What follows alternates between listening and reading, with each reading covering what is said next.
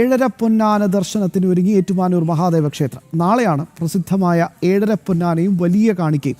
എല്ലാ വർഷവും ആയിരക്കണക്കിന് ഭക്തരാണ് ഏഴര പൊന്നാന കണ്ടുതൊഴാൻ ഏറ്റുമാനൂർ ക്ഷേത്രത്തിൽ ഒഴുകിയെത്തുന്നത്. ഏറ്റുമാനൂർ ക്ഷേത്രത്തിൽ നിന്നും ഗോകുൽ രമേശ് തയ്യാറാക്കിയ റിപ്പോർട്ടിലാണ്. ഏറ്റുമാനൂർ ശ്രീ മഹാദേവ ക്ഷേത്രത്തിലെ ഏറ്റവും സുപ്രധാനമായിട്ടുള്ള ചടങ്ങ് ഏഴര പൊന്നാനയ്ക്കുള്ള ഒരുക്കങ്ങളൊക്കെ അവസാന ഘട്ടത്തിലാണ്.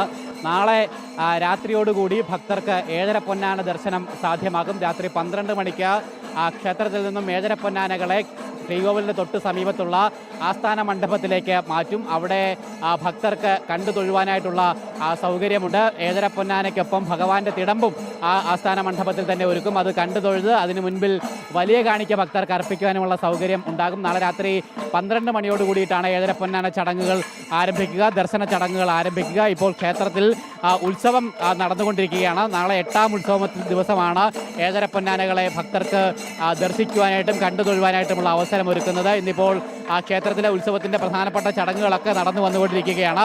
വലിയ ഭക്തജന സാന്നിധ്യത്തിൽ ഭക്തിനിർഭരമായ അന്തരീക്ഷത്തിൽ തന്നെയാണ് ഈ ചടങ്ങുകളൊക്കെ ഏറ്റുമാനൂർ മഹാദേവ ക്ഷേത്രത്തിൽ പുരോഗമിച്ചുകൊണ്ടിരിക്കുന്നത്. നാളെയും ഒപ്പം ആറാട്ട് ദിവസവും ഇത്തരത്തിൽ ഏഴര പൊന്നാന ഭക്തർക്ക് കണ്ടു തൊഴുവാനായിട്ടുള്ള അവസരമുണ്ട്. വർഷത്തിൽ ഈ 2 ദിവസങ്ങളിൽ മാത്രമാണ് ഏഴര പൊന്നാന ഭക്തർക്ക് കാണുവാനായിട്ടുള്ള അവസരമുണ്ടായത്. തിരുവിതാംകൂർ മഹാരാജാവ് മാർത്താണ്ഡവർമ്മ ഭഗവാൻ ഏറ്റുമാനൂരപ്പന് വഴിപാടായിട്ട് നേർന്നിരുന്നതാണ് ഏഴര പൊന്നാന.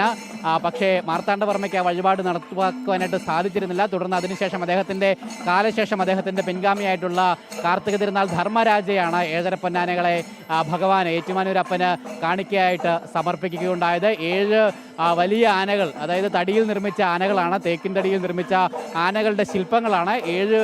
2 അടി വലിപ്പമുള്ള 7 ആനകളുടെ ശില്പവും 1 അടി വലിപ്പമുള്ള ഒരു ആനയുടെ ശില്പവും, അങ്ങനെയാണ് ഏഴര പൊന്നാനയായിട്ട് മാറിയത്. ഈ തടി ശില്പത്തിൽ സ്വർണം പൊതിഞ്ഞിട്ടാണ് അത് പൊന്നാന എന്ന് വിളിക്കുന്നത്. അങ്ങനെ 7 പൊന്നാനകളാണ് ഈ ഭഗവാന്റെ തിടമ്പിനൊപ്പം ഇവിടെ ഭക്തർക്ക് ദർശിക്കുവാനായിട്ടിരിക്കുന്നത്. ഈ ഏഴര പൊന്നാന കണ്ടു തൊഴുന്നത് വലിയ പുണ്യമായിട്ടാണ്, ജീവിത പുണ്യമായിട്ടാണ്, സുഹൃതമായിട്ടാണ് വിശ്വാസികൾ കണക്കാക്കുന്നത്. അതുകൊണ്ട് തന്നെയാണ് ഈ ഏഴര പൊന്നാന ദർശനത്തിനായിട്ട് വലിയ ഭക്തജനത്തിരക്ക് എല്ലാ വർഷവും ക്ഷേത്രത്തിൽ അനുഭവപ്പെടാറുള്ളത്. കോട്ടയം ജില്ലയിലെ പ്രധാനപ്പെട്ട ശിവക്ഷേത്രങ്ങളിൽ ഒന്നാണ് ഏറ്റുമാനൂർ ശ്രീ മഹാദേവ ക്ഷേത്രം.